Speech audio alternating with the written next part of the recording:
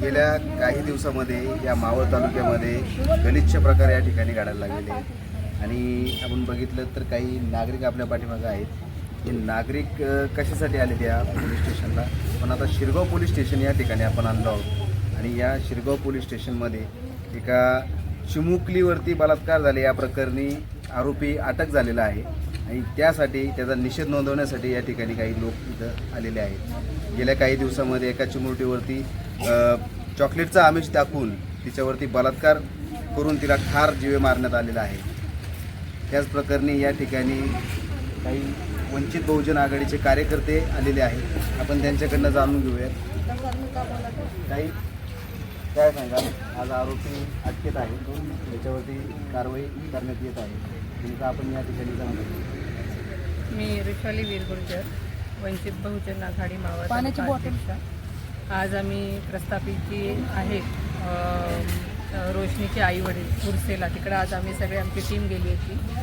Team गेल्यानंतर तिथं आम्ही त्यांची जी अवस्था पाहिली की एका आईचं काय काळीज म्हणतंय की किती कशा पद्धतीने तिच्या वेदना ती सांगणार कुणाला, की अशा पद्धतीने की 5 वर्षाची जी मुलगी आहे त्या 5 वर्षाच्या मुलीला एका नराधमाने एकदम मारून टाकली, तिची हत्या करण्यामध्ये तिथं आलेली आहे.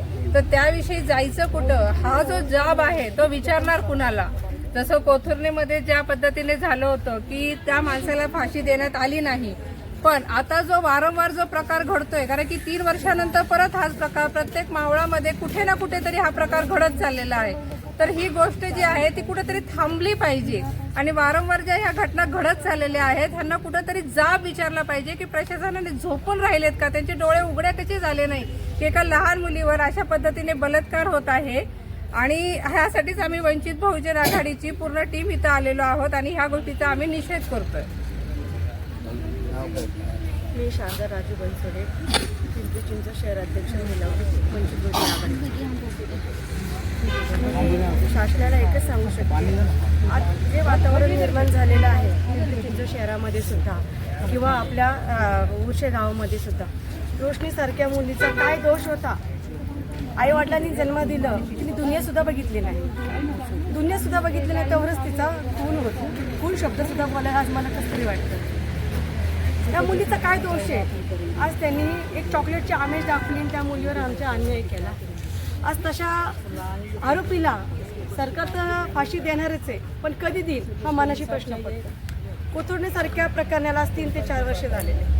फास्ट ट्रॅकवर केस घ्या बोलतात, केस दाखल होती सुद्धा, कोर्टात दाखल होती सुद्धा, फास्ट ट्रॅकवर घेता सुद्धा जातात आणि त्यांना फाशी दिल्या जाते.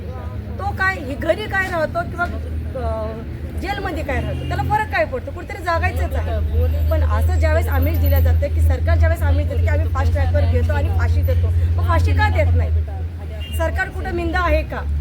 कारण की याच्या आधी 10-12 वर्षापूर्वी एवढा महिलावर कधी अन्याय झाला नाही, पण जसं बीजेपी सरकार आलं तसं मुलीवर महिलावर अन्याय अत्याचार वाढत चाललेला आहे. पण तो अन्याय कमी का होत नाही. प्रत्येक पोलीस स्टेशनला हीच घटना आहे, दर आठवड्याला 15 दिवसाला हीच अन्याय अत्याचार चालूच आहे. ही घटना घडण्यासाठी आळा बसण्यासाठी याच्यासाठी काय करावं लागेल आम्हाला, हा स्वतःला मनाशी प्रश्न पडतो.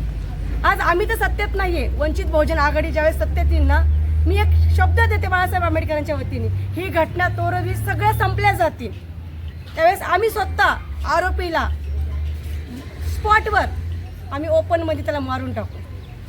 का मारून टाकू की परत त्याला भीती राहणार, समोरच्याला भीती राहणार की आज ही घटना अशी घडली, दुसरीकडे केलं, दुसऱ्या कुणाला नालायकाला जर स्वप्न जरी वाटलं तो करणार नाही. म्हणून आम्ही ठामपणे हा निर्णय घ्यायला तयार झालेलो आहे. एक महिला म्हणून आज त्या आईला प्रश्न सुद्धा विचारू वाटत नाही. का प्रश्न वाटत नाही की त्या आईला विचारावं तरी काय, तिच्याकडे माझ्याकडचं उत्तर सुद्धा ना त्या आईला मी विचारावं काय, त्या आज 5 वर्षाच्या मुलींनी करावं काय आणि त्या आईने करावं काय. आज पोट भरायला यायचं म्हणजे हा गुन्हा आहे का. स्वतःचं गाव स्वतःचं गाव सोडायचं आणि दुसऱ्याच्या गावात यायचं फक्त पोटासाठी. पोटाला आग लागलेली आहे, गावात कामधंदे नाही म्हणून ती सिटीमध्ये येतात. सिटीमध्ये काय करतं तर स्वतःची मुलं गमावं लागतात. आज नवीन पिढी विचार करून जन्म द्यावा का नाही द्यावा हा प्रश्न पडणार आहे.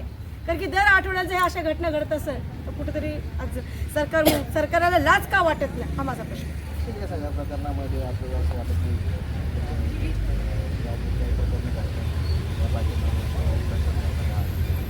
दिसतोय ना कारण ठिकाणी घेण्यासाठी किंवा कुठेतरी रात्री बदला म्हणा तर कुठेतरी पोलिसांची तुम्हाला मदत होत नाही. मला या कुठून या राशा गावातलं तर काय पाहिजे तेवढं उर्शे. माहित नाही. उर्शे गावातलं काही मला माहित नाही, कारण की पिंपरी चिंचवडला जे 112चे कॉल असतात ना, ते 112 कॉलला 112 कॉलला आपण ज्यावेळेस कॉल करतो ते येतात, 10 मिनिटं देतात, पण त्यावेळेस ती घटना घडून निघून जाते. त्याच्यानंतर पोलीस प्रशासन येतं. मी म्हणत नाही की पोलीस कामं करत नाही, कामं करतात, पण कुठेतरी हे कमी होतं. तेव्हा मी माझं स्वतःचं वैयक्तिक माझं 10च्या नंतर महिला सुरक्षा नाही तर 10च्या नंतर यांनी कमीत कमी 4:30 फेरफटका मारला पाहिजे, या मताची मी आहे. सगळे असे जे प्रकरण जे आहेत मला ते प्रकरण कोणीतरी नशीब खाऊन करतो तर कोणी नशीब नसतो. आता नशीब पण प्रमाणे या ठिकाणी भरपूर वाढतं. दारूमाडी वगैरे रात्रीची केली जाते, त्याच्यातूनच काही भांडणे वगैरे तयार होतात किंवा असे कृत्य करतात. त्या बाजूला मी गेल्या 5 वर्षापूर्वी CP आपले आयुक्तला आहे त्यांना आम्ही पत्र सुद्धा केलेले आहे. जे आपल्या म्हणजे जे दारू असतील ते गावठी दारू, ह्या सगळ्या गावठी दारू किंवा अजून ज्या दारू असतील ते सगळं बंद करा.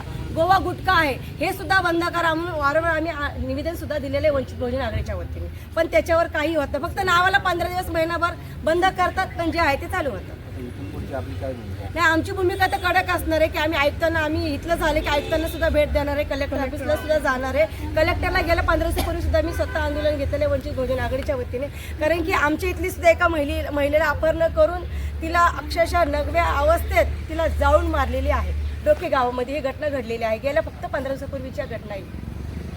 आता काय नाव तुमचं? माझं नाव निखिल गुलाब घोडके, मी मावळ तालुका वरिष्ठ उपाध्यक्ष आहे. आज जो चिमुकली जो अत्याचार झाला आहे उर्शे गावात, त्या नरात आम्हाला फाशीची शिक्षा झाली पाहिजे. आणि आज मावळ तालुक्यात नुसतं उर्शे गावात नाही, मावळ तालुक्यात हे उद्योजक झालेले प्रत्येकाच्या 500 खोल्या 1000 खोल्या, हे एक फक्त पैसे कमवण्याचं साधन नाही आहे. की जे उद्योजक आहेत, जे घरमालक आहेत, माझी एक विनंती आहे त्यांना की आज तुमच्या रूममध्ये कोणताही कुठल्या परप्रांती येतो, पूर्णपण येतो, तो भाडेकरी म्हणून राहायला येतो. तुम्ही फक्त त्याच्याकडनं घर भाड्याचे घेण्याव्यतिरिक्त तुम्ही त्यांचं रिक्सर ॲग्रीमेंट केलं पाहिजे.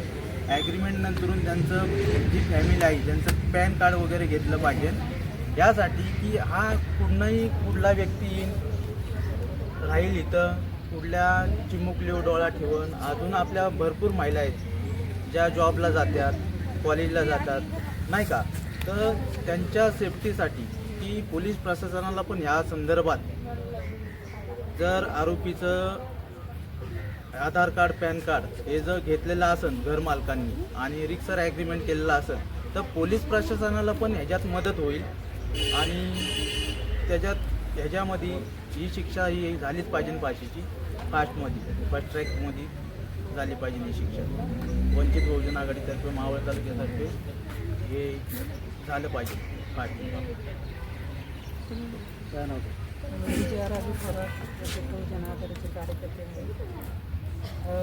जर ह्यांना प्रशासनाला जर होत नाही ना जबाबदारी सांभाळली, सगळ्यांनी पुढच्या खाली करून टाका.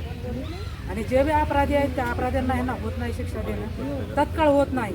त्यांची केसेस पुढं तारीख पे तारीख म्हणण्यासाठी त्या पिक्चर त्यांचं नाटकं चाललेले असतं. ह्या तारखेला त्या तारखेला हे लोक तारीख बघणार आहे का?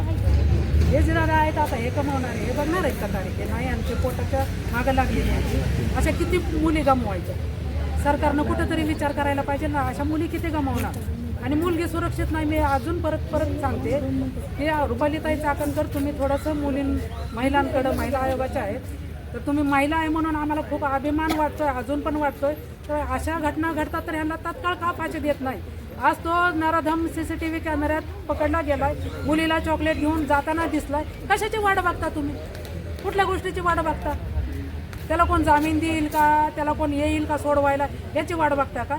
हां, किती जरी मोठ्या राजकारण्या असल्या, किती जरी मंत्र्यासंत्र्याची पोरं असली तरी तो एक नराधमच आहे. ती जे पीडित आहे ती एक महिलाच आहे. हा विचार करून तुम्ही कसलाही पक्ष न बघता फक्त महिला आहे, महिला सुरक्षित पाहिजे, महिला आहे, मोठ्या मोठ्या हुद्द्यावर आज महिला, आपल्याला एवढं संविधान दिलंय तरी पण महिलाला आचारित पत्करतात. प्रत्येक महिलेचाच का बळी जातो? प्रत्येक मुलीचाच का बळी जातो. आज मुली शाळेत सुरक्षित नाहीत, आज मुली आश्रमात सुरक्षित नाहीत, आज मुली काय म्हणते त्याला सासरी सुरक्षित नाहीत, कॉलेजला जातात, कुठल्याही हुद्द्यावर जावं आणि सरकारी हुद्द्यावर सुद्धा बायका आमच्या सुरक्षित नाहीत. आज निवडून एक येते त्याचा नवरा पाठी कारभार बघतो सगळा, फक्त निवडणुकीपुरता बायकोला पुढं करतो. जागा आरक्षित आहे महिलांची, करतो बायको पुढं. आज बघा त्यांची घराणेशाही चालू आहे. संविधान काय फक्त घराणेशाहीसाठी आहे का? संविधानाचा चांगला वापर करा तुम्ही, सगळी जनता सुखी होईल. संविधान जनतेसाठी केलेलं आहे. बाबासाहेबांनी संविधानाचा अधिकार सर्वांना दिलाय ना, का फक्त घराणेशाहीलाच दिलाय? आज एक माणूस पैशावाला जर निवडून गेला तर त्याचे अख्खे खानदान राजकारणात येते. मग हे आरक्षण संपवायच्या पण मागे लागलेत लोक, काही लोक म्हणते तुम्हाला आरक्षण कशाला पाहिजे. मग त्यांना हे कळत नाही का आमचं अख्खं घराणेशाही राजकारण करतंय. आज आमचं घराणेशाही लोकांना असं हे काही मजदुरांच्या लेकरावर बलात्कार व्हायला लागलाय, बायका सगळ्या लाचारी पत्करायला लागल्यात. किती जरी करोडपतीची पोरगी जरी गेली तरी तिचा पण मर्डर होतोय का? तर ते मोठ्या हुद्द्यावर आहे, मंत्रिमंडळात आहे, मंत्र्याच्या शेजारी बसणार आहे. तुम्ही त्याला आश्रय देता का? हा, कशासाठी देता आश्रय? कानून कायदा सगळ्यासाठी समान अधिकार आहे ना, समान वागवा ना. कायदा सगळ्यांसाठी समान करा तुम्ही.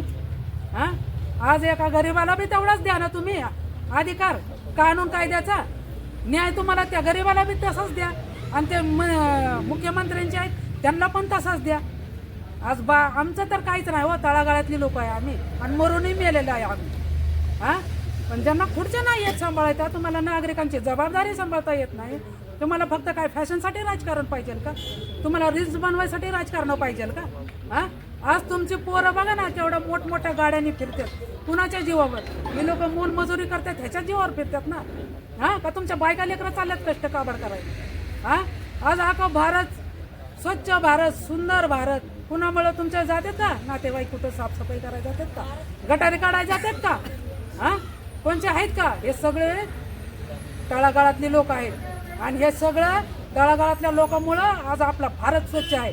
मग त्याची जबाबदारी, त्याची सुरक्षा, त्याचं आरोग्य, त्याची सगळी जबाबदारी सरकारने घेतली पाहिजे. आणि संविधानात बाबासाहेबांनी ते नमूद पण केलंय. ज्या टायमाला मजूर कायदा बाबासाहेबांनी पास केला त्या टायमाला बाबासाहेबांना खूप त्रास झाला, सगळ्या लोकांनी अडवले. आमच्या तळागाळातल्या लोकांसाठी बाबासाहेबांनी लढा दिलेला. आज हे राजकारणी लोक, मोठमोठे घराणेशाही करणारी लोक, या लोकांपर्यंत पोहोचत नाही. आज या बाईच्या कंपनीत ती कामाला जाते, कंपनीतले कोण आले का विचारायला, पोलीस स्टेशनला आले का विचारायला की बाबा त्यांची एफआर तुम्ही केली का, त्याच्यात काय काय नोंद केलंय. त्या नवरा बायकोला घेऊन ज्याचे ते पोटचा झार त्याने गमावलाय. आज त्या 35 वर्षाचा नराधम, 5 वर्षाची पोरगी, थोडा तरी विचार करा. आणि सगळं त्यांना दोष देण्यापेक्षा आम्ही आमच्या तळागाळातल्या समाजाला पण दोष देईन की तुम्हाला सरकार निवडायचं आहे ना, तर तुम्ही पण तुमच्या सुरक्षेचंच सरकार निवडा. ज्यांचा भरोसा आहे तुम्हाला, तुम्ही 1,500 तुम्ही लाडकी बहीण. आता ही मुलगी कुणाची लाडकी बहीण? देवेंद्र फडणवीसची लाडक्या बहिणीची ही भाची नव्हती का त्यांची? देवेंद्र फडणवीसची. शेळके अण्णा, तुम्हाला पण सांगणं आहे अण्णा, तुमचा अभिमान वाटतो आम्हाला, पण आज ह्या जे घटना घडतात तर ह्याच्यात पण तुम्ही लक्ष घातलं पाहिजे. बोलायसारखं खूप असतं, पण आम्ही पण तळागाळातली लोक आहे. सगळ्यांचा अण्णा, शेळके अण्णा, तुम्ही पण विचार करायला पाहिजे. त्याच्यामुळे मी एवढं बोलून थांबते. आपल्यासोबत त्या मुलीचा लहान भाऊ आहे आपल्यासोबत. त्या मुलाला आपण विचारूया, का क्या नाम है तुम्हारा? क्या हुआ था उसको? उस दिन हम सब लोग खेल रहे थे, वो आदमी ने उसको मार के मेरी बहन को लेके गया और दोबारा वापस नहीं लाया, और आज मेरी बहन मर गई और उसको सजा दो. तर आपण बघितलं तर या ठिकाणी एक चिमुकला आपल्यासोबत आहे. त्या मुलीचा लहान भाऊ आहे. आज त्याची एक कळकळीची विनंती आहे की त्या ठिकाणी त्या नराधमाला फाशी झाली पाहिजे. आणि समस्त बहुजन समाज आपला या ठिकाणी आहे. त्यांच्यातील वंचित बहुजन आघाडीचे जे कार्यकर्ते आहे यांच्याकडनंही जोर लावला जातो आहे की अशा नराधमांना वेळोवेळी असे प्रकार घडल्यानंतर त्यांना फाशीची शिक्षा व्हावी, हीच त्यांनी कायदा सुव्यवस्थेला एक आवाहन केलेलं आहे. तर मावळ परिसरसाठी मी सचिन मोरे, परंदवडी, शिरगाव. आरोपी